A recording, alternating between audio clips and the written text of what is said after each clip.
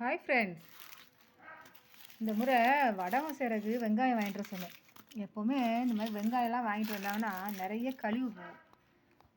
ஆனால் இந்த முறை பாருங்கள், வெங்காயத்தில் எனக்கு இவ்வளோ தான் கழிவே வந்திருக்கு. ஒரு மூட்டை வெங்காயம். இந்த ஒரு மூட்டை வெங்காயத்தில் எனக்கு இந்த முறை கழிவு இவ்வளோ தான் வந்திருக்கு பாருங்களேன். அதே போல் வெங்காயமும் நல்லா பெருசு பெருசாக வந்துருக்கு பார்த்தீங்களா.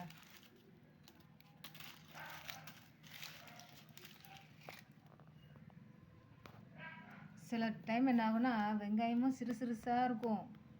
அதே போல் நிறைய வேஸ்ட் இருக்கும், அழுகிருக்கும். பார்க்குறது தான் வெளியே நல்லா இருக்கும், கொட்டி பார்த்தோம்னா நிறைய வெங்காயம் அழுகி போயிருக்கும்.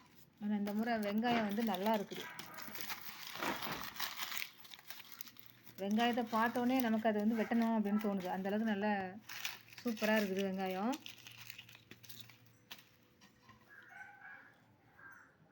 இந்த மாதிரி வெங்காயம் கிடச்சா கடைக்காரங்களுக்கும் நல்லாயிருக்கும்.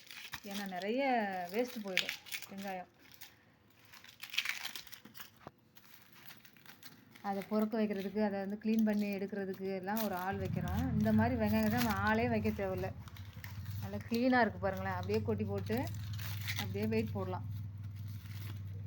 அவ்வளோ நல்லா இருக்குது வெங்காயம், நல்லா மணி மணியாக இருக்குது.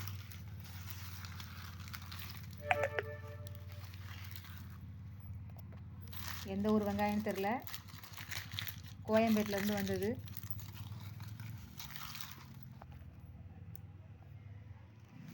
நீங்கள் இந்த மாதிரி வெங்காயம் வாங்கியிருக்கீங்களா? எவ்வளோ வேஸ்ட் வந்துருக்குது மூட்டையாக, அதாவது மூட்டையாக வெங்காயம் வாங்கியிருக்கீங்களா? அந்த மூட்டையில் வந்து எவ்வளோ வேஸ்ட் வந்துருக்குது. நம்ம 1 கிலோ 2 கிலோ வாங்கினாலே நிறைய வேஸ்ட்டு வரும். வந்து மூட்டையாக வர்றது